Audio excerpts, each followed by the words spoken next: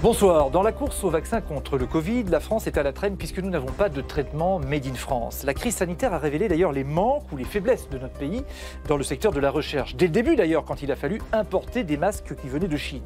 Mais la France, dit-on, doit rester un pays attractif. C'est ce que dit le gouvernement, qui veut continuer à faire venir des entreprises étrangères capables d'investir en France pour créer des emplois, pour éviter de dépendre exclusivement des importations. La France, qui elle, de son côté, peut toujours compter sur des secteurs phares, comme par exemple l'agroalimentaire, pour peser dans le monde. Eh bien, on va parler de tout ça avec notre invité du jour, Franck Riester. Bonjour. Bonjour. Vous êtes ministre du Commerce extérieur et de l'attractivité. Vous êtes avec nous pour Audition publique pendant 1 heure. C'est le rendez-vous politique chaque lundi sur Public Sénat, LCP, avec Le Figaro. Et on commence par l'actualité. L'actualité, c'est Nicolas Sarkozy, avec qui vous avez mené des combats communs, puisque vous étiez aux Républicains il y a encore quelques années. Il a été condamné aujourd'hui à 1 an de prison ferme. C'est une première pour un ancien président de la République, dans l'affaire dite des écoutes pour corruption et trafic d'influence. L'ancien président de la République va faire appel. Il est accusé d'avoir fait pression dans un dossier qui le concernait.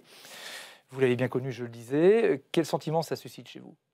Vous savez, Francis Letellier, je suis membre du gouvernement. Vous comprenez bien que je ne vais pas commenter une décision de justice. Un sentiment, juste.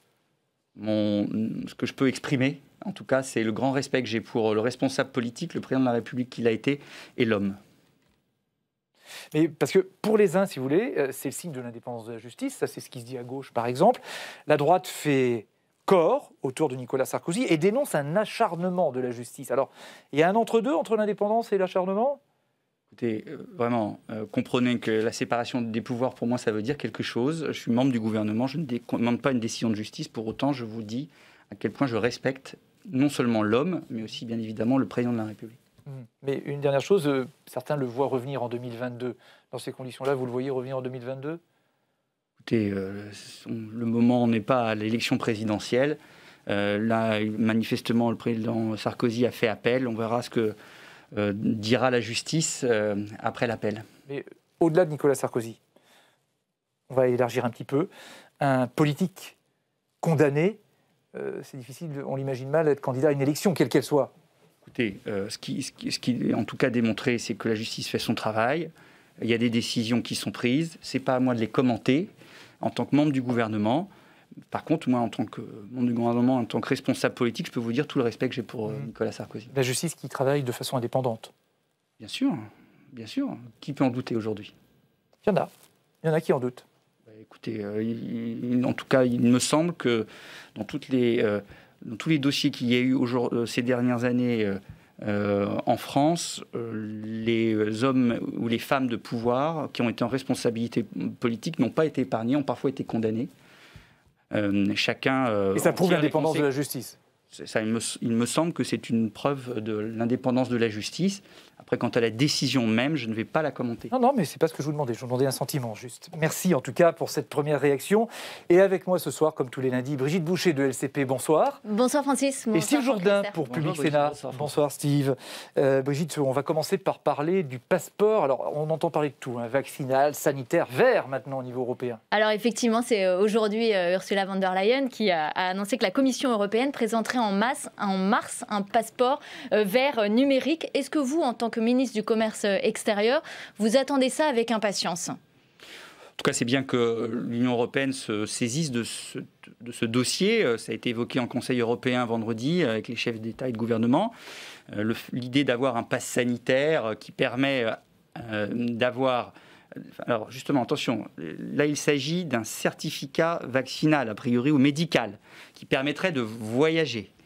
Il y a aussi un autre dossier qui est sur la table, qu'il faut aussi travailler, à la fois juridiquement, politiquement et techniquement, qui est la question d'un pass sanitaire qui permettrait d'aller, par exemple, au restaurant. Uniquement en France, mais pas pour voyager à l'extérieur. Ouais. Donc il y a 2 dossiers, 2 sujets. Et en tout cas, c'est bien qu'au niveau européen, la question de la façon dont on se déplace entre pays européens ou à l'extérieur de l'Union européenne, mais le gouvernement soutient ces 2 projets, les 2.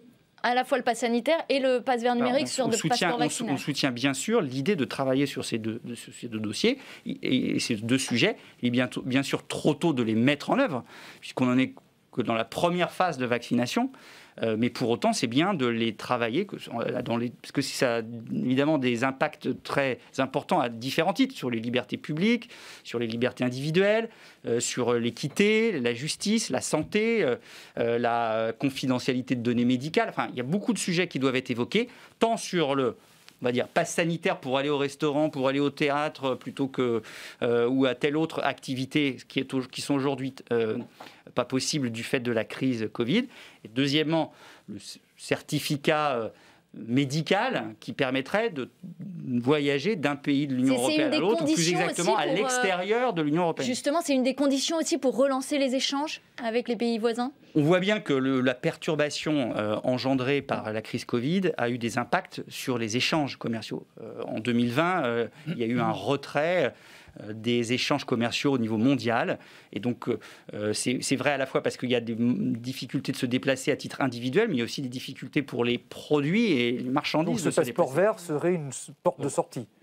En tout cas, c'est un outil qui permet peut-être de faciliter les échanges le moment venu. Mais on n'est pas encore du tout à ce niveau de mise en œuvre au moment de la mise en œuvre d'un tel certificat. Est-ce que ce n'est pas un moyen, passe sanitaire, passeport vert, ce n'est pas un moyen d'imposer la vaccination obligatoire ?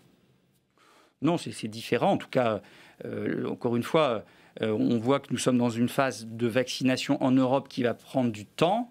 Et donc, on n'en est pas du tout à un niveau d'imaginer la vaccination obligatoire, si tant est que ça soit une bonne idée. En revanche, l'idée d'avoir un outil qui permette, pour faciliter, fluidifier la circulation, d'avoir une forme de certificat médical dont les modalités sont à imaginer, c'est évidemment une idée à regarder de près. C'est ce qui a été décidé lors du Conseil européen de vendredi et que la Commission va mettre en œuvre, mais il reste beaucoup de travail et ça va prendre du temps. Vous dites fluidifier la circulation, mais c'est un retour aux frontières. C'est un échec aussi de l'espace Schengen ?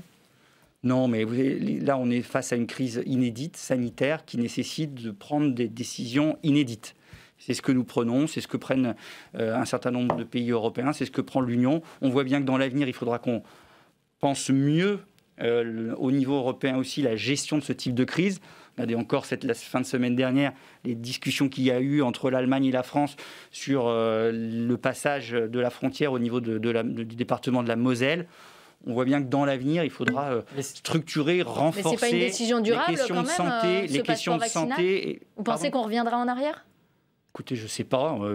Je ne peux pas le dire aujourd'hui. En tout cas, ce qui est certain, c'est que vu la crise que nous traversons, il ne faut pas exclure des outils qui permettent de faciliter les échanges. En quelques mots, est-ce que c'est un échec d'Emmanuel Macron qui plaide depuis le début de cette pandémie pour des frontières ouvertes ?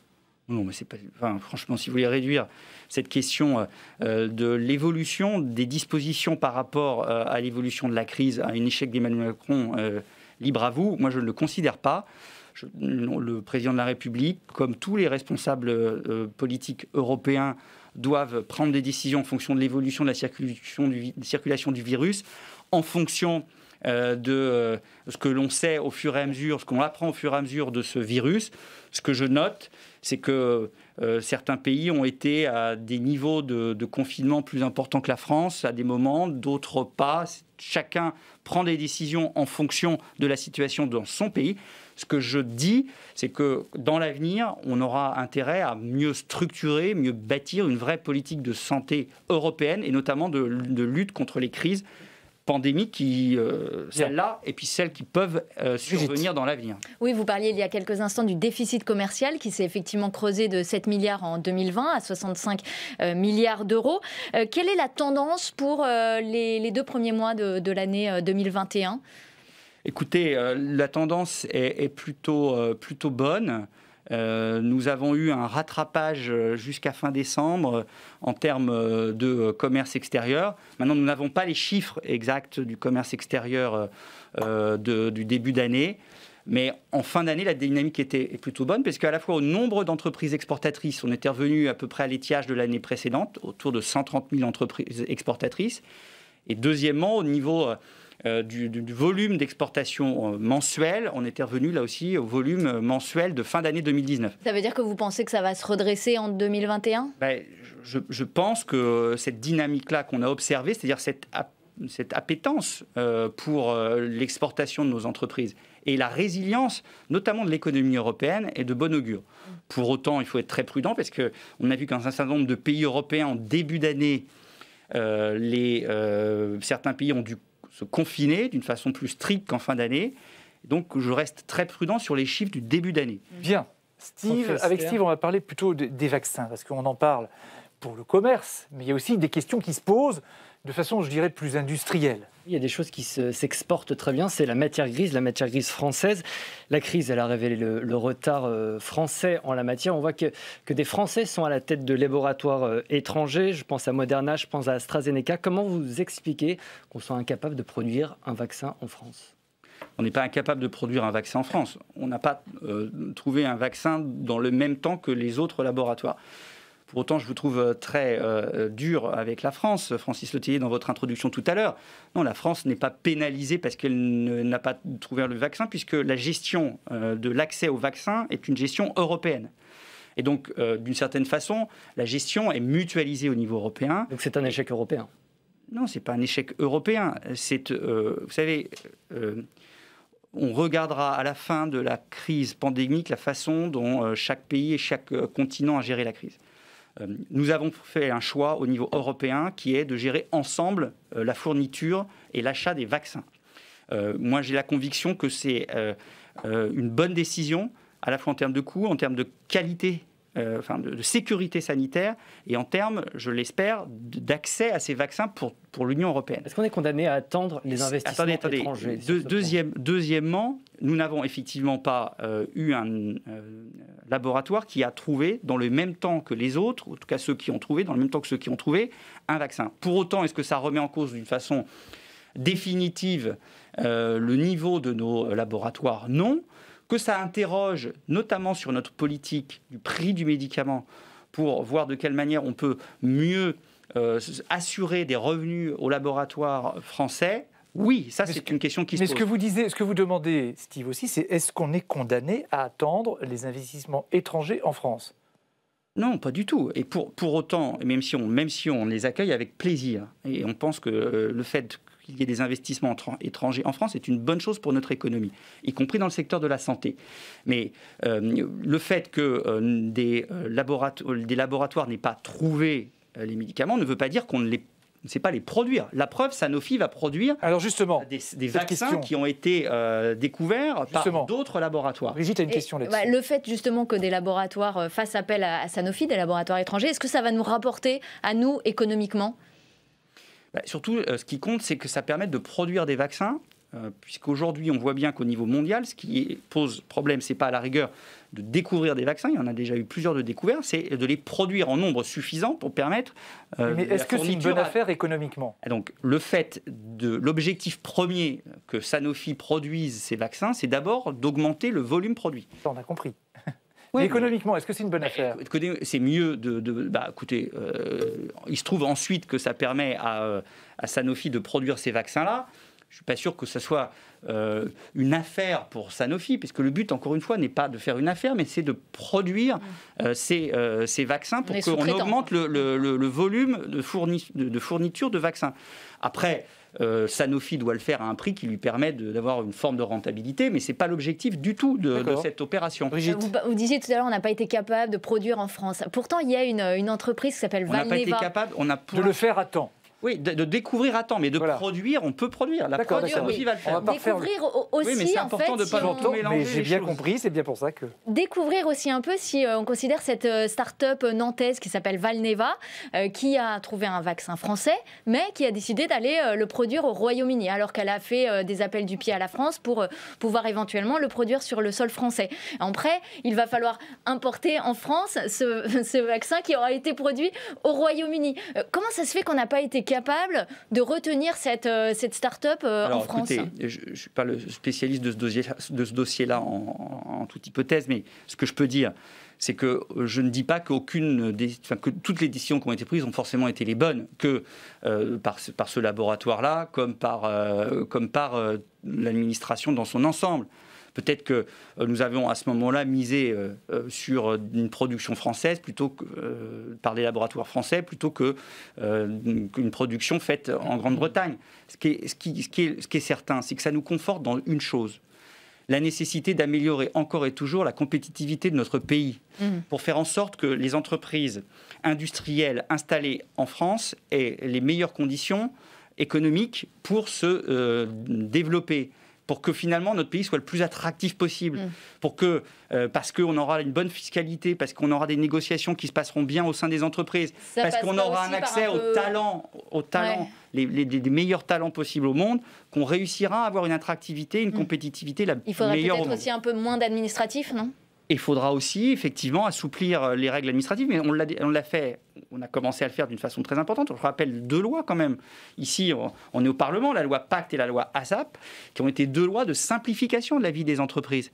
Je rappelle la baisse de la fiscalité quand même de nos entreprises, la suppression de l'impôt sur la fortune, sur les valeurs mobilières, c'est-à-dire les actions dans les entreprises, le fait de baisser la fiscalité sur les revenus du capital avec la flat tax à 30%, la baisse, Francis Letellier, de l'impôt sur les sociétés de 33% en 2017 à 25%. L'exonération fiscale quand on investit aussi dans les startups. Exactement. Non mais je vous aide. À 25%. Oh mais il n'y a pas besoin. Je vous dis parce que les 25% en 2022. C'est important. Et ce qu'il y a dans le plan de relance, c'est-à-dire la baisse des impôts de production de 10 milliards en 2021 et 10 milliards en 2022, c'est des éléments absolument cruciaux pour améliorer la compétitivité des entreprises et inciter des entreprises qui ont envie de produire des vaccins, des médicaments ou tout autre bien, de le faire en France plutôt qu'ailleurs. Vous êtes ministre du Commerce extérieur, on va parler des affaires de commerce extérieur. On va parler du Mercosur. Vous allez nous dire d'abord ce que c'est, Steve. Oui, Franck Esser, demain vous participez à une réunion très importante, une réunion des ministres européens du commerce extérieur. À l'ordre du jour, l'accord du Mercosur entre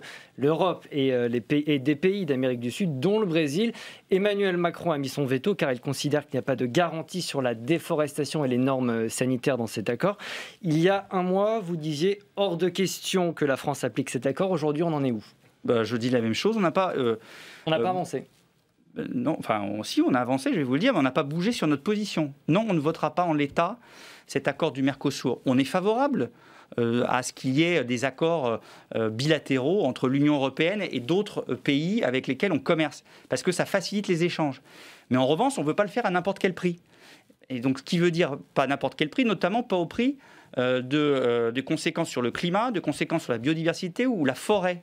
Et donc, c'est la raison pour laquelle on estime, et ça a été conforté par une étude que nous avons demandé à un certain nombre d'experts indépendants, que si nous signons cet accord tel qu'il est aujourd'hui négocié, on aura des conséquences très importantes sur la déforestation en Amazonie, sur la biodiversité et sur le réchauffement climatique. Emmanuel Macron, président, cet accord ne sera pas signé, en tout cas appliqué par la France. Il ne sera pas appliqué en l'état, parce que nous avons besoin absolument de s'assurer que les pays du Mercosur, je rappelle que c'est le Brésil, l'Argentine notamment, 4 pays, sont à respecter l'accord de Paris. Or, le Brésil, en fin d'année, a eu des engagements en matière de réduction des gaz à effet de serre inférieurs à ce qu'il y avait eu à 5 ans. Donc, d'une certaine façon, il sort un peu de l'accord de Paris. Donc, nous, on veut des garanties qui respectent que la zone du Mercosur respecte l'accord de Paris. Deuxièmement, on ne veut pas que l'augmentation des échanges, notamment agricoles, augmente la déforestation de l'Amazonie. Là, ça peut encore durer 20 ans. C'est-à-dire, quand est-ce qu'il sera signé cet accord ? Est-ce qu'il sera signé ? C'est pour ça qu'on n'est pas resté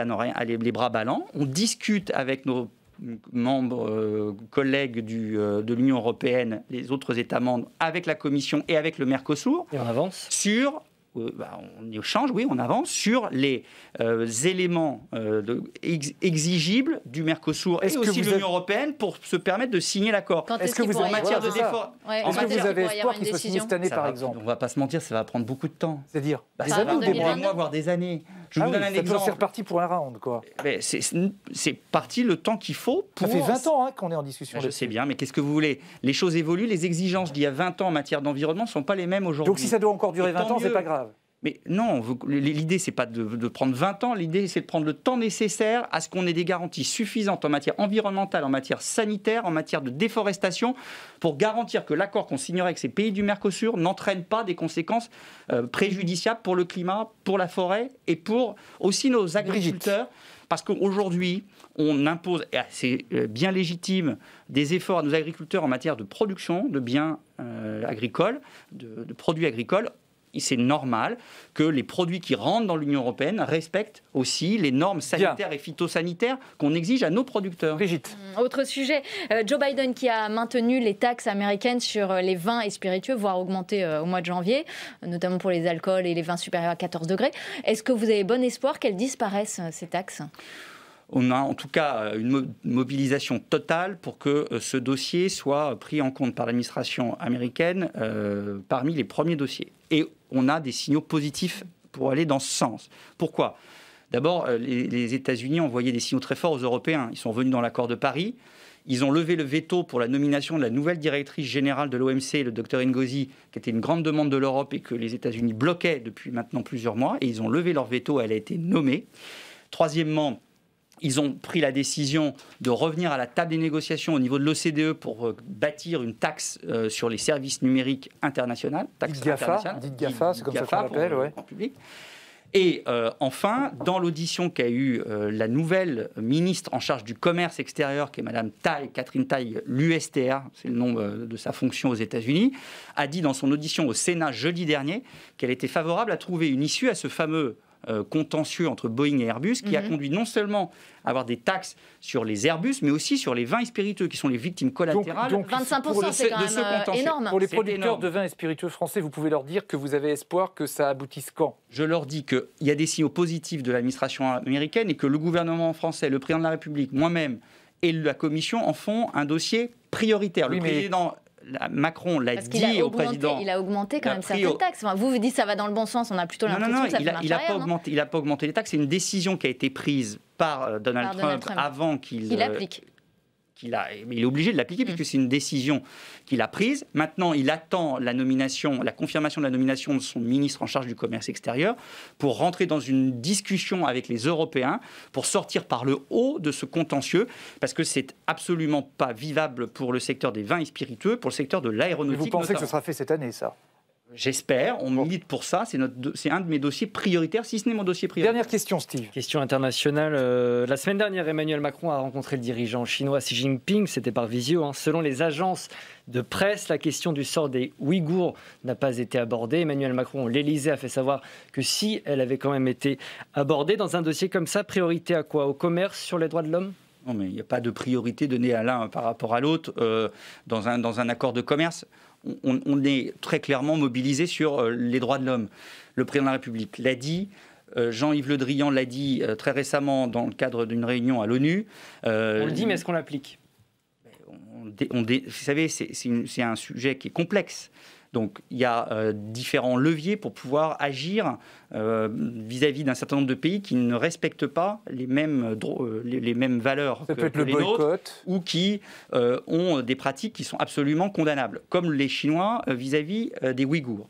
Donc, il y a des expressions, il y a éventuellement des sanctions et il y a des leviers qui sont utilisés d'une façon très claire dans d'autres instances ou dans d'autres accords que simplement des questions de droits de l'homme, par exemple les questions économiques et commerciales. C'est la raison pour la première fois dans le cadre d'un accord d'investissement que l'Europe a exigé, notamment sous l'impulsion de la France, que sur l'accord d'investissement qui va permettre d'ouvrir des marchés d'ouvrir des investissements nouveaux pour les investisseurs européens en Chine, la condition du respect de convention de l'Organisation internationale du travail soit satisfaite. Juste pour terminer là-dessus, parce qu'il faut qu'on avance, fait des phrases un peu longues, il faut qu'on avance juste un petit peu. Oui. Est-ce que, bah oui, parce que le temps avance. Est-ce que, par exemple, il peut y avoir des sanctions contre la Chine ? Oui, bien sûr, rien n'est exclu, bien sûr, notamment sur ce sujet-là des droits de l'homme. D'accord. Mais voilà. C'est un sujet différent que le sujet des investissements dont vous parliez, qui est un sujet sur lequel, pour la première fois, dans un accord économique ou dans un accord d'investissement ou d'un accord commercial, on a mis un levier qui permet de faire bouger la Chine sur les droits de l'homme. On a entendu. Ça, merci Brigitte et merci Steve. Merci. Et à lundi. Alors, on va parler d'un petit peu de politique. Vous connaissez Patrick Mignola ? Oui, bien sûr. Il est président du groupe Modem à l'Assemblée nationale, c'est un proche de François Bayrou. Et alors, le Modem tient à une chose, c'est la proportionnelle pour l'élection des députés en 2022. D'ailleurs, c'était une promesse d'Emmanuel Macron. Est-ce que vous y êtes favorable à la proportionnelle pour 2022 ? Vous êtes président d'Agir, par ailleurs, qui est l'une des composantes de la majorité. C'est pour ça que je vous pose la question. Voilà, on est à partie de la droite constructive, issue des LR notamment. Oui, on a très clairement dit notre position, qui d'abord, on est hostile à la proportionnelle intégrale, parce qu'on a vu dans un certain nombre de pays à quel point la proportionnelle intégrale entraînait bien souvent des absences de majorité. Il faut des majorités claires pour diriger un pays.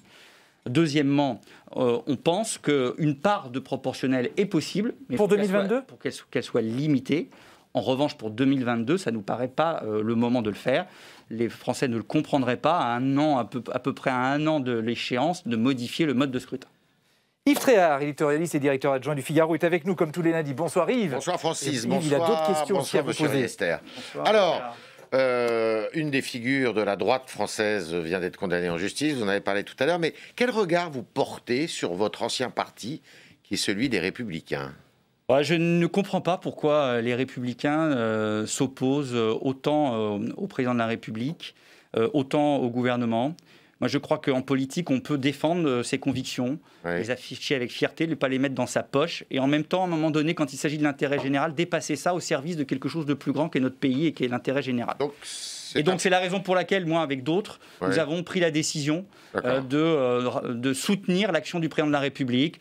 C'est le cas d'un certain nombre de ministres qui sont au gouvernement. Ça a été le cas d'Édouard Philippe. C'est le cas de mes amis d'Agir, qui ont un groupe à l'Assemblée nationale, un groupe au Sénat. Nous sommes un parti aujourd'hui qui est membre de la majorité, mais on ne met pas nos convictions de droite dans notre poche. Donc, au contraire, on les affirme. J'en conclus, donc, ou j'en déduis plutôt que c'est un président de droite, Emmanuel Macron, donc. Mais en tout cas, sur un certain nombre de... Vous savez... Moi, j'ai une culture de droite, j'ai une histoire de droite, mais au bout d'un moment, une bonne idée, elle est plus de droite ou elle est de gauche. Est-ce que oui ou non, on met en œuvre des politiques ambitieuses pour le pays ? Est-ce que les réformes qui ont été conduites, dont certaines ont été évoquées tout à l'heure, sont des réformes qui vont dans le bon sens et qui ont été ou pas soutenues par la droite depuis longtemps ? La réponse est oui. Et donc pourquoi elle est contre ? Pourquoi pas soutenir un gouvernement qui réforme l'ISF alors qu'on l'a toujours défendu à droite et qu'on ne l'a pas fait ? Donc pourquoi on ne soutient pas un gouvernement qui baisse l'impôt sur les sociétés, qui baisse l'impôt sur les citoyens avec la baisse de l'IR ? Donc votre candidat ? Pourquoi donc ne pas dépasser le côté clanique ou le côté partisan au service de l'intérêt général. Donc votre candidat, effectivement, pour 2022, ça sera Emmanuel Macron. Ça ne peut pas être, par exemple, Xavier Bertrand, dont on parle beaucoup. Écoutez, le président de la République fait un travail, encore une fois, que je salue, qui est un travail de réformateur et qui va dans le sens que la droite a toujours défendu dans bien des aspects, notamment sur le point de vue économique. Et je dois dire aujourd'hui sur la partie régalienne, quand on voit le travail remarquable que fait Gérald Darmanin au ministère de l'Intérieur. Alors, la majorité présidentielle actuellement, et même le gouvernement, il y a des gens qui viennent de la droite, il y a des gens qui viennent de la gauche. Ce week-end, beaucoup de membres de la majorité qui viennent de la gauche ont fait comprendre que c'était tout à fait intolérable de voir un électorat de gauche qui, dans le cas d'un deuxième tour entre Mme Le Pen et M. Macron, eh bien, ne voterait pas pour M. Macron au deuxième tour pour faire barrage à Mme Le Pen. Qu'est-ce que vous en pensez ? Écoutez, je dis que vu la crise sanitaire, vu la crise économique et sociale, avoir ces débats-là aujourd'hui me paraît assez Mais c'est surréaliste. dans un an, Franck Riester. Écoutez, c'est d'abord dans plus d'un an et c'est assez surréaliste. Bon, moi, ma conviction, elle est claire, c'est le faire à un moment ou un autre, le barrage au Front National. Avoir Marine Le Pen, présidente de la République, c'est pour moi absolument dangereux pour notre pays. Et j'ai absolument aucun scrupule à le dire très clairement. Pour autant, on n'en est pas là. On n'en est pas là. Le cœur de ce qu'on a à faire, c'est gérer la crise sanitaire, c'est travailler pour l'économie, c'est de faire en sorte de protéger les Français par rapport à cette crise, plutôt que de faire des débats sur ce que sera la décision des uns et des autres en 2022, si tant est que Mme Le Pen soit au deuxième tour en 2022. Vous n'y croyez pas ? Ça pourrait être qui, alors, si ce n'est pas Mme Le Pen ? Je ne sais pas, ce sont les électeurs qui choisiront. Moi, mon candidat, vous l'avez compris, ce sera Emmanuel Macron. Et j'espère qu'il aura le plus grand nombre de voix au premier tour pour être en situation la meilleure pour le second tour.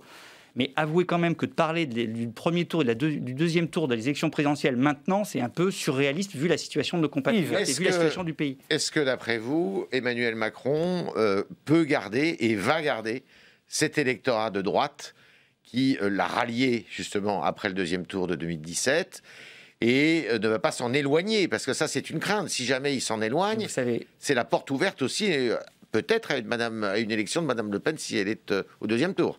Écoutez, vous savez, l'élection présidentielle, c'est à un moment donné la rencontre entre un homme ou une femme et les Français et un projet qu'ils portent. Bon, ce que je vois, c'est que le projet qu'a porté le président de la République en 2017, il le met en œuvre. Et ça n'a pas toujours été le cas de ses prédécesseurs, à commencer par François Hollande. Et il a démontré une résilience exceptionnelle dans les crises. La crise des Gilets jaunes, la crise de la réforme des retraites, la crise aujourd'hui du Covid. Il a montré à quel point il avait un leadership à l'international, qu'il incarnait bien la France.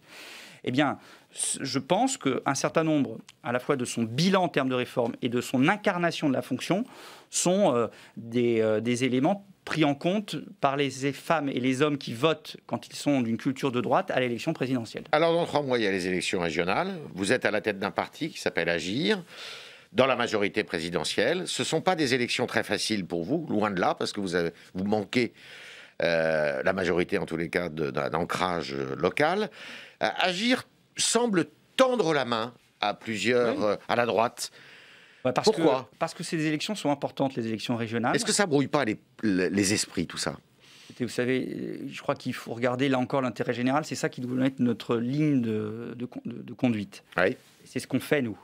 C'est-à-dire de dire, voilà, les régions sont essentielles à la reprise et à la relance. L'articulation avec l'État doit être absolument parfaite pour qu'un effet d'entraînement et un effet levier important sur les politiques de relance qui sont conduites. Et donc, on doit faire en sorte que se rassemblent celles et ceux qui ont un projet relativement similaire au niveau des élections régionales pour leur région. Et je pense qu'entre la majorité et les projets qu'on est en train de construire avec le MoDem, l'AREM et Territoire de Progrès et un certain nombre de présidents sortants, notamment de droite et de centre-droit, il y a des points de similitude qui permettraient de se rassembler dès le premier tour, ou si on n'arrive pas à se rassembler pour le premier tour, pour le second. Parce qu'il en va de la gestion de ces régions. Moi, je ne veux pas retrouver des régions dans les mains de l'extrême droite ou dans les mains d'alliances entre la gauche radicale et les Verts dogmatiques et rétrogrades. Alors, voilà. Justement, on va prendre 3 régions. Alors, il y a 2 régions où le Rassemblement national est traditionnellement assez haut, assez fort. C'est la région PACA, Sud, puisque M. Muselier préfère Sud, et la région Hauts-de-France, où se présente Xavier Bertrand, Renaud Muselier. Est-ce que là, dans ces régions où il y a une menace du Rassemblement national, vous pourriez faire cause commune avec les 2 candidats sortants qui sont les Républicains ? Nous, chez Agir, on milite même pour que dans d'autres régions, on puisse faire cause commune. En Île-de-France ? En Île-de-France aussi, bien évidemment. Mais encore faut-il que ces rassemblements se fassent dans la clarté, que ce ne soit pas simplement, moi je prends ici un tel ou une telle, et que d'autre part, ce rassemblement se fasse devant les Français, et pas dans les partis, simplement dans l'arrière-boutique des partis politiques. Mais je pense que ça peut être le cas, je pense que c'est souhaitable, et c'est ce que nous appelons de nos voeux, nous, chez Agir. D'accord, alors une dernière question. Vous êtes un élu régional d'Île-de-France, Coulommiers. Est-ce que vous allez soutenir Laurent Saint-Martin, qui est le candidat officiel de La République En Marche, ou est-ce que vous allez plaider pour qu'il y ait un mariage entre M. Saint-Martin et Mme Pécresse, qui est la présidente sortante ? Mais moi, je plaide pour le rassemblement, mais pour autant, je suis absolument en phase avec la volonté de la majorité de porter des projets, des femmes et des hommes, pour défendre ce projet dans toutes les régions, mais en se rassemblant avec d'autres si c'est possible et si c'est souhaitable dans la région Île-de-France. Je le pense, mais encore faut-il que Valérie Pécresse l'exprime. Ouais. Parce que moi, ce que je vois aujourd'hui, c'est que les LR votent des motions en bureau politique qui disent jamais d'accord avec la majorité, toujours ce côté sectaire des LR. Vous me parliez de la vision que j'avais de ma famille politique d'avant. C'est un sectarisme absolument ahurissant de dire par principe pas d'accord avec la majorité présidentielle. Mais vous laissez la porte ouverte à Valérie Pécresse. Alors même que il me semble, je ne suis pas là pour être le porte-parole de tous les Français, mais quand je rencontre des Français dans ma circonscription ou dans ma ville de Coulommiers, je vois des gens qui ont simplement envie que des femmes et des hommes de bonne volonté se rassemblent pour porter des projets forts pour leur région. Donc vous tendez la main à Valérie Pécresse. Donc je l'ai déjà dit, je le réexprime, oui, je pense que c'est une bonne chose qu'on puisse se rassembler avec Valérie Pécresse, mais encore faut-il à un moment donné que les présidents sortants aussi l'expriment. Et vous attendez sa réponse. Et que les rassemblements se fassent dans la clarté. Et vous attendez sa réponse. Et vous attendez sa réponse, Adi. Et j'attends sa réponse, bien évidemment. Merci Yves. Vous avez eu la réponse à vos questions, en tout cas. Merci. Avant d'être au commerce extérieur, vous étiez ministre de la Culture. Oui. Et depuis un an, il n'y a pas beaucoup de choses qui ont changé, parce que les salles de spectacle restent fermées. Il y aura peut-être quelques aménagements possibles pour les concerts et festivals cet été en plein air. Seules les librairies sont considérées maintenant dans la catégorie des activités essentielles. Un an après, donc, maintenant c'est Roselyne Bachelot qui vous a succédé, finalement elle ne peut que rester sur votre ligne. Est-ce que ce n'est pas un constat d'impuissance ? Non, mais c'est un constat de terribles difficultés dans lequel est le secteur de la culture. Il y a quelques secteurs qui arrivent à redémarrer, comme l'audiovisuel par exemple, mais c'est vraiment à la marge.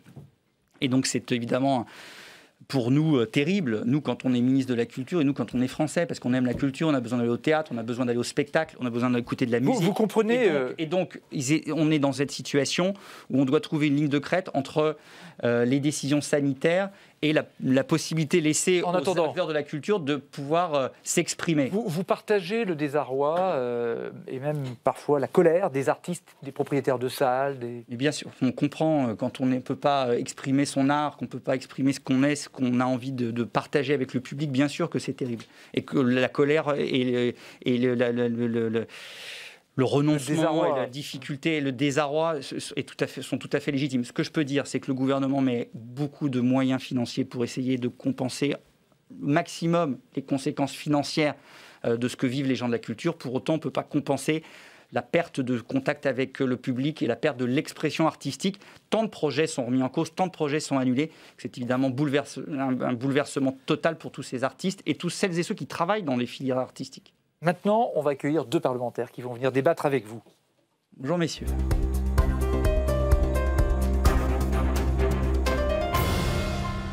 Bonjour Olivier Cadic, vous êtes sénateur UDI des Français de l'étranger. Et bonjour Dominique Potier, vous êtes député PS de Meurthe-et-Moselle. Merci d'être sur ce plateau tous les deux. Alors vous allez pouvoir débattre avec France Kriester sur différents sujets que vous souhaitez évoquer. On va commencer par alphabétique. Olivier Cadic, vous voulez parler, vous, des antennes du commerce extérieur à l'étranger. Je le dis comme ça pour que vous soyez plus précis, vous. Oui, je voudrais tout d'abord saluer le ministre. C'est la première fois que j'ai l'opportunité de lui parler et depuis quelques mois, il est sur ce dossier qui est compliqué, de commerce extérieur de la France. Et tout le monde me dit que vous le faites avec ardeur. Donc je voudrais vous passer ce message et le saluer. Ça commence plutôt bien. Voilà. Merci, monsieur le sénateur. Je voudrais vous parler de la balance commerciale hors énergie de la France. En 2007, on parlait du président Sarkozy. Quand il est arrivé en 2007, elle était équilibrée. Quand il est parti au bout de 5 ans, on avait un déficit de 15,6 milliards. 5 ans plus tard, après le départ de M. Hollande, on est à 36,5 milliards d'euros de déficit. Et là, à la fin de l'année, on nous annonce, votre ministère nous annonce 56,4 milliards d'euros de déficit hors tout ce qui est énergie.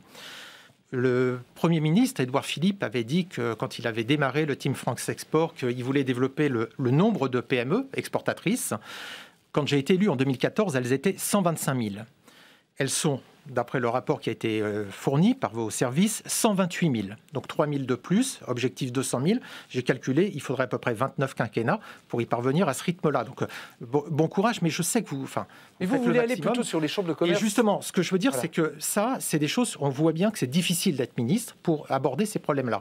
Et on ne refait pas ça en un an. Par contre, il y a des choses que vous pouvez faire en un an. C'est appuyer le réseau des chambres de commerce internationales françaises à l'étranger. Elles n'ont aucun financement de la part de l'État. Si je compare avec le réseau des chambres de commerce allemandes, elles sont financées à plus de 50% par les lenders. Donc, on aide des commerces en France. Ce réseau de chambres de commerce qui aide les entreprises françaises, qui portent la marque France à l'étranger, n'a aucun soutien. Est-ce que vous pouvez soutenir ce réseau? Alors, ces chambres ont un rôle absolument essentiel. Vous avez raison de les mettre devant la scène, monsieur le sénateur. Ce sont des partenaires de la Team France Export, c'est l'équipe de France de l'export, qui sont de droit privé des pays dans lesquels elles sont installées. Donc il y a des difficultés en termes d'aide d'État. C'est complexe pour les aider, mais je dois le dire que, on a permis à la Chambre de commerce et d'industrie France internationale, qui est donc un peu le chapeau le coordinateur de ces chambres de commerce, de pouvoir bénéficier d'un prêt garanti par l'État qui lui permet ensuite éventuellement de prêter un peu d'argent aux chambres de commerce et d'industrie les plus fragiles qui sont installées dans tel ou tel pays.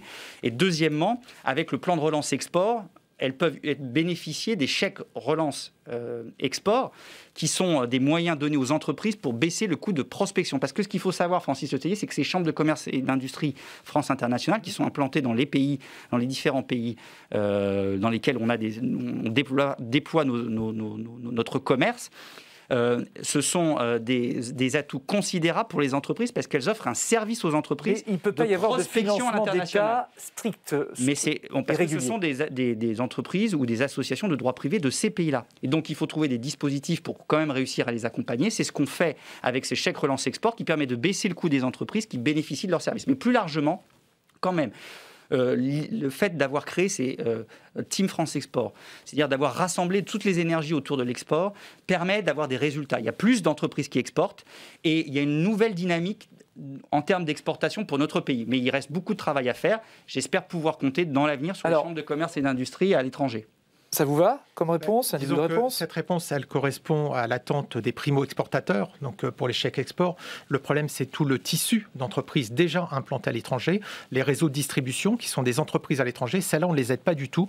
Et alors, un distributeur qui disparaît, c'est une source de C'est vrai flux. qu'il y a en plus de ces chambres de commerce, il y a des entreprises qui sont détenues par des Français, mais qui sont de droit du pays dans lequel cette entreprise est installée, et qui très difficile d'aider puisque ce ne sont pas des entreprises de droit français. D'accord. Alors, on va parler d'autre chose, Dominique Potier. On va parler avec vous d'environnement. Oui, on est à la veille, Monsieur le Ministre, de l'examen de la loi Climat et Résilience. Et je voulais vous interpeller sur le commerce dans l'après-Covid. Dans ce monde d'après, on a des utopies qui ont mal traversé l'hiver, mais il y a quand même une certitude, c'est notre extrême fragilité de l'écosystème terrestre, de la question de notre interdépendance, de notre solidarité. Est-ce qu'on peut continuer à penser le commerce comme avant ?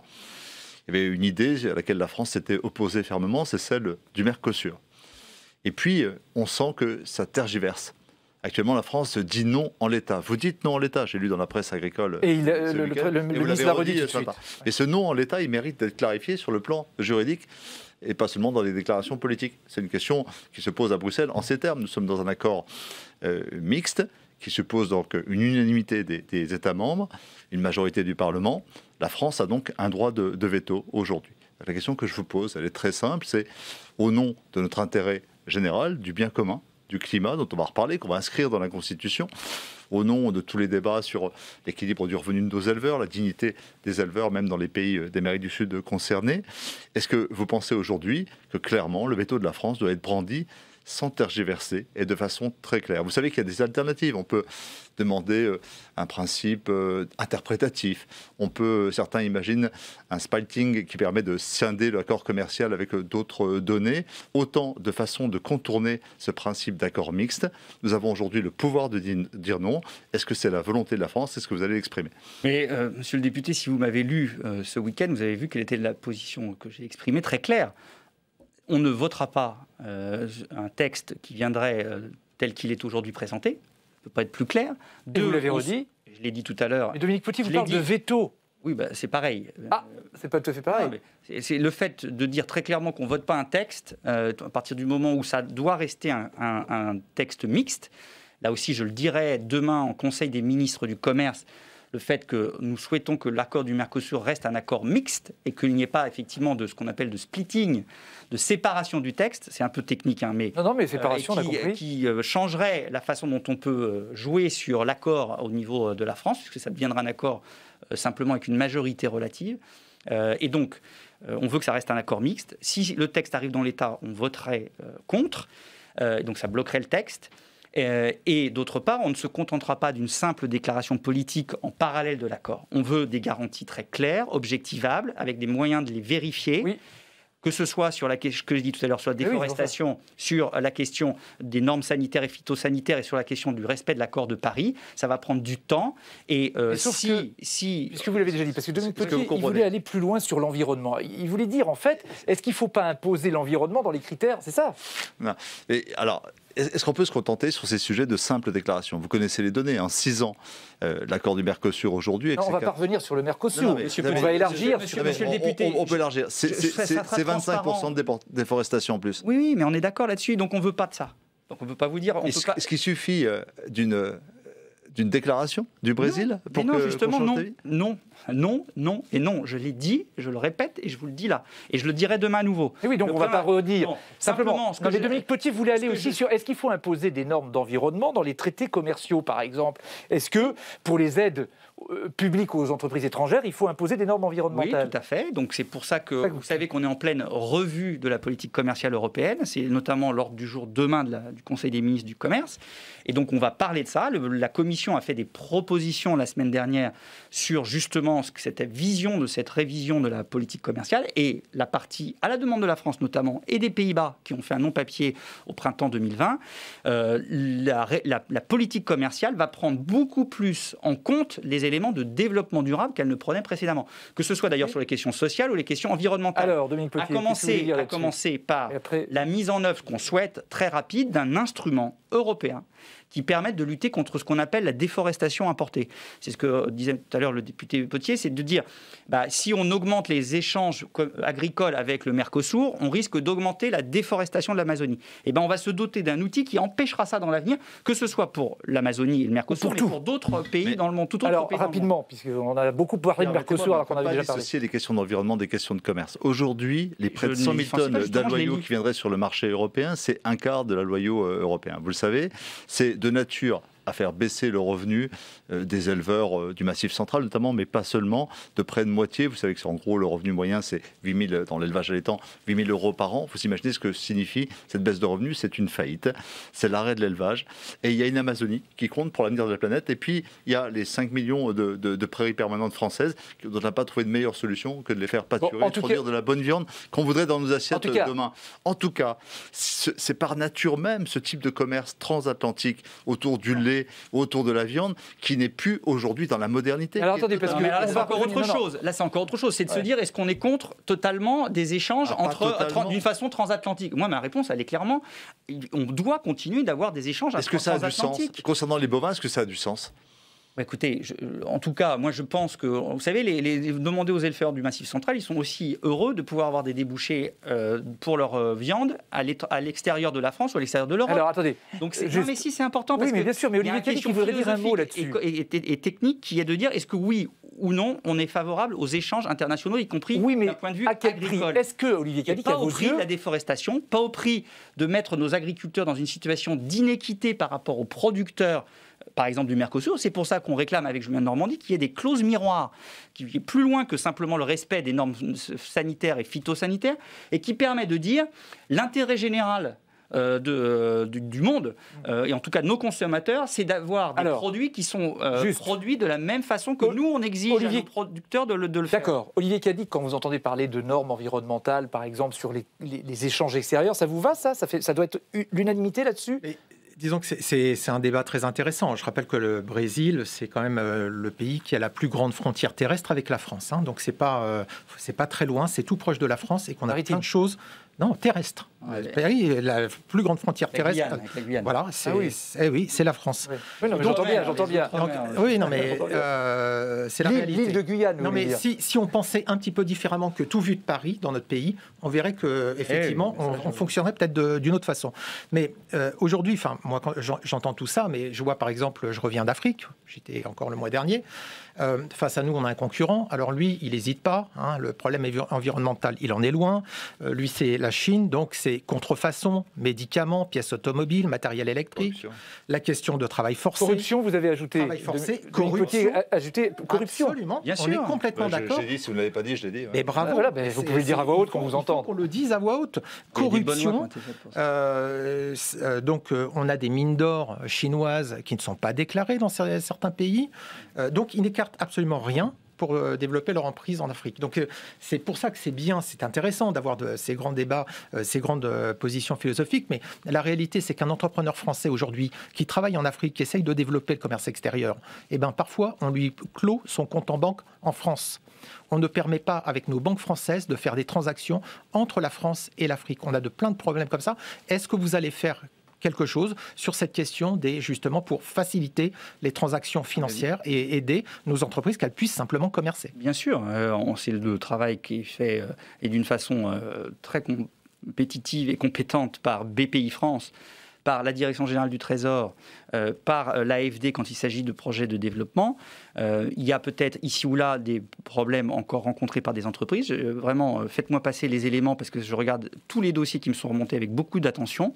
Nous avons voté avec Bruno Le Maire, nous avons fait en sorte avec Bruno Le Maire que soient prolongées des garanties pour les crédits export, pour les assurances crédits export, pour permettre que les entreprises puissent continuer d'exporter et d'avoir des garanties sur le paiement de leurs exportations. Et donc ça, on a prolongé les dispositifs qui avaient été mis en place pendant la crise Covid pour ce faire. Donc faites-moi passer les exemples que vous avez, parce que oui, nous souhaitons absolument continuer de financer les entreprises qui vont à l'exportation. Oui, Dominique Potier ? Je peux rebondir. Si je suis dubitatif sur le Mercosur, c'est qu'on a un article, c'est l'article... Mais vraiment, décidément, vous y tenez au Mercosur. Vous savez qu'on en a déjà parlé pendant un quart d'heure. Qui évoquait cette réciprocité-là. Et puis, il n'a jamais été appliqué. Aujourd'hui, nos éleveurs sont toujours concurrencés. Il y a une règle, c'est que l'IDRI, l'INRAE, le CIRAD, à peu près 10 instituts internationaux ont regardé comment on allait nourrir le monde en 2050. Si on prend un peu de hauteur et qu'on quitte les négociations à court terme. En 2050, il en aura besoin de toutes les terres et de tous les paysans du monde. Donc, chaque fois qu'un accord commercial détruit une agriculture quelque part sur la planète au nom des intérêts commerciaux, on prépare les famines de demain. Ça, je crois qu'on est tous convaincus. Attendez, vous ne pouvez pas dire que... Attendez, autant je vous suis sur le Mercosur en disant non, pas dans l'État, il faut des garanties bien plus importantes, mais vous ne pouvez pas dire à l'inverse en disant qu'on va casser les agriculteurs brésiliens en signant le Mercosur, parce que c'est à l'inverse. Eux, ils attendent que ça d'exporter du bœuf en déforestant... C'est pas forcément les mêmes paysans. Il y a aussi des sauf que Dominique Potier, s'il vous plaît, s'il vous plaît, on va arrêter de parler du Mercosur. Vous vouliez rebondir sur la Chine et le commerce équitable. Je vais parler d'Afrique. En Afrique, on a un concurrent qui est terrible. D'ailleurs, Jean-Yves Le Drian l'a très bien théorisé au moment de la loi LOPSI. On a eu des débats là-dessus, la loi de solidarité internationale. Il a redit on a deux modèles de développement qui s'affrontent aujourd'hui en Afrique. Alors, je crois qu'on ne peut pas tergiverser non plus, comme pour le Mercosur. En Afrique, il faut aligner des normes environnementales et sociales ambitieuses. On ne peut pas être complaisant par rapport à la Chine. Et il me semble que sur les questions de droits humains, vous savez que le devoir de vigilance est en passe de devenir une directive européenne. C'est un sujet que je vous ai déjà interrogé sur ce sujet, oui. C'est un sujet qui vous tient à cœur. Oui. On va en faire une directive européenne dans les 6 mois, dans l'année qui vient. C'est une petite révolution. Le travail des enfants, les écocides pourront désormais faire l'objet de poursuites pour les multinationales qui les mettent en œuvre. C'est l'arme de la France. C'est cette arme éthique que nous devons déployer en Afrique, c'est évident. Nous avons déposé et obtenu, notre groupe socialiste, dans la loi LOPSI, des amendements sur le commerce équitable, sur une seule santé, sur le principe de la juste valeur, du respect des droits humains. Et sur la question des Ouïghours, vous le savez bien, le devoir de vigilance sera l'arme qui, demain, nous permettra de charger dans l'ensemble de nos traités commerciaux cette avancée qui fera que l'Europe est d'abord une force éthique, économique et éthique, parce qu'elle ne peut pas être autre chose. Mais vous savez que c'est ce que pense la France, c'est ce que souhaite le président de la République. Vous avez d'ailleurs des bons échanges dans la loi récemment avec Jean-Yves Le Drian sur la loi sur le développement, et les choses ont été évoquées et vous avez contribué à faire avancer positivement la loi. Et d'ailleurs, vous êtes sur la loi sur la question de vigilance précurseur, puisqu'il y a une loi qui a été votée par le Parlement qui fait date en ce sens. C'est la position de la France au niveau européen. Il y a encore quelques collègues à convaincre au niveau européen. Et puis ensuite, il faut contraindre nos partenaires économiques et commerciaux à accepter des accords de cette façon-là. Et je crois vraiment qu'on va avoir un bel exemple là avec l'accord Union européenne-Chine pour s'assurer qu'entre les paroles et les actes, il n'y a pas de différence. Et croyez-moi, la France va mobiliser toute son énergie pour ce faire. Et moi, j'ai la conviction, comme vous, que tous les accords commerciaux de l'avenir devront prendre en compte beaucoup plus les questions de développement durable, les questions environnementales, les questions sociales et les questions de droits de l'homme. Qu'est-ce que vous voulez dire, Olivier Les Chinois ne respectent jamais donc leurs paroles. Les actes ne seront jamais conformes. Ils promettent tout ce que vous voulez. Et derrière, vous verrez que les actes n'y seront pas. Mais encore une fois, on est en train de discuter. Là, on va contraindre les autres à travailler de certaines façons. Oui. En attendant notre trou du commerce extérieur, on a un déficit du commerce extérieur qui n'arrête pas de se creuser. Alors, je ne sais pas quelles contraintes encore on va vouloir mettre sur les clients, mais les clients, eux, s'ils ont le choix, on voit ce qu'il faut. Il ne faut pas rejeter l'un contre... il ne faut pas dire c'est soit le commerce international, le développement des exportations, soit le développement durable, l'environnement et les droits de l'homme. Sinon, monsieur le sénateur, je pense qu'on fait une erreur majeure. Je pense qu'il faut aller sur les deux en même temps. Mais on ne... Et en matière de développement commercial, à l'international, il y a 4 leviers très rapidement. Un, c'est la compétitivité du pays. J'en ai parlé tout à l'heure. Il faut que notre pays soit plus compétitif pour que nos entreprises produisent des produits beaucoup plus compétitifs également sur les marchés. Deux, il faut une vraie stratégie industrielle. La stratégie industrielle, on ne l'a pas eu suffisamment dans notre pays depuis longtemps. Et c'est ce que fait le président de la République avec notamment le plan de relance pour remuscler notre industrie. Si on n'a pas de produits à vendre, comment voulez-vous qu'on ait des scores à l'exportation? Troisième levier, c'est les outils de défense commerciaux au niveau européen. Et c'est au cœur de ce sur quoi on milite au niveau européen, se doter d'outils pour défendre mieux nos entreprises, pour lutter contre les pratiques déloyales, notamment de la Chine, mais pas seulement. Et quatrième levier, c'est inciter davantage d'entreprises à aller à l'international. C'est tout le travail de la Team France Export, c'est tout le travail des chambres de commerce et d'industrie, c'est tout le travail que j'essaye de stimuler encore davantage avec des gens qui sont absolument motivés à défendre les couleurs de la France à l'international. Ça ne s'oppose pas, les deux choses, je ne les oppose pas, mais il y a une chose dont je me souviens, c'est que Thierry Breton a dit il faut qu'on arrête d'être naïf. C'est simplement ce que je voulais dire. Exactement, et c'est en matière européenne, il faut arrêter d'être naïf, je suis d'accord. Un exemple de non-naïveté et de réalisme en même temps d'idéal, qui réconcilie les deux, justement, qui ne les oppose pas. Saint-Gobain, Pont-à-Mousson, c'est notre région. On exporte dans le monde des produits de haute technologie dans la fonte ductile, dans le transport de l'eau. On a des concurrents redoutables sur place. Eh bien, il faut qu'il y ait de l'aide publique au développement. Il y a un conditionnement de la commande publique des pays partenaires sur des produits à haute valeur environnementale et sociale. Ça, c'est des choses qu'on peut faire dès maintenant. Il ne faut pas défendre le Made in Europe ou le Made in France. Il faut défendre ce qui est fait avec humanité, ce qui est fait dans le respect. Et bien sûr, mais il ne faut pas l'anglais comme ça. Il faut le défendre sous le sens de la responsabilité. Parce qu'on a dans les entreprises les meilleurs au monde sur le bilan carbone, sur les droits sociaux. Il faut qu'on défende cette place dans nos partenariats internationaux. Qu'est-ce que vous dites à Dominique Potier là-dessus? Mais il a totalement raison. D'ailleurs, regardez ce que a fait le président en créant le One Planet Summit, qui permet, sur la question de la biodiversité, d'aider notamment toute la zone sahélienne à se développer. La muraille verte. La muraille verte, pour se développer en développant économiquement et d'une façon durable ces zones-là. Je pense que c'est comme ça qu'il faut travailler. C'est de l'aide au développement, mais c'est de l'aide au développement qui permet à la fois de développer le commerce, mais de le développer durablement et en respectant et les hommes et la nature. Qu'est-ce qu'on parle anglais sur ce plateau, hein? On va retrouver maintenant Vincent Roux au Figaro Live. Bonsoir Vincent, on continue. Figaro Live. Qu'est-ce que les internautes et vos lecteurs ont retenu de l'actualité qui pourrait faire réagir le ministre Franck Riester? Bonjour Franck Riester, bonjour Francis. Parmi les choses qui pourraient peut-être vous faire réagir, Franck Riester, il y a les commentaires des internautes autour des débats autour de la loi climat-résilience. Il y a une question qui revient, c'est est-ce que les dispositifs prévus dans le projet de loi climat, en particulier le délit assez flou d'écocide, finalement ne plombent pas, pour reprendre la discussion précédente, la compétitivité des entreprises et l'attractivité du territoire? C'est notamment la crainte de la CPME, qui craint qu'un principe de précaution aboutisse à un principe d'inaction également. Alors d'abord, l'attractivité, vous avez raison de le dire, de la France est bonne. En 2019, la France était le pays qui avait le plus de projets d'investissement direct étranger sur son sol de tous les pays européens, devant l'Allemagne et devant la Grande-Bretagne. Et malgré la crise Covid, il n'y a eu qu'une baisse de 17% de ces projets-là. Bien. Et donc, sur l'écocide, est-ce que ça peut empêcher des entreprises de venir en France? Ma conviction, c'est que non. Parce que aujourd'hui, alors on verra ce que sera le travail du Parlement, parce qu'il y a ce que propose le gouvernement, puis ensuite le Parlement qui travaille, messieurs. Et messieurs, dames, les parlementaires. Et donc, on verra ce qui sortira du Parlement. Mais aujourd'hui, l'équilibre qui a été trouvé me paraît bon, parce que ça permet de mieux sanctionner ceux qui, d'une façon très claire, impactent l'environnement d'une façon négative. Et pardon, mais il y a des gens qui se comportent très mal d'une façon intentionnelle vis-à-vis de l'environnement. Et on doit les sanctionner peut-être plus lourdement. Et c'est ce que prévoit le texte.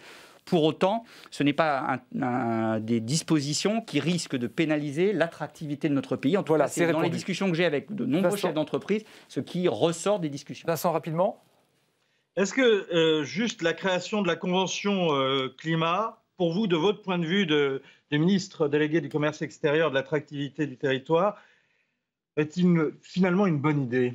Convention citoyenne. Oui, parce que, vous savez, dans l'attractivité, il y a la compétitivité d'un pays, il y a la fiscalité, il y a la formation, quels sont les talents qu'un pays peut, entre guillemets, proposer à des entreprises, mais il y a aussi la qualité de vie et l'atmosphère, si je puis dire, dans laquelle on vit.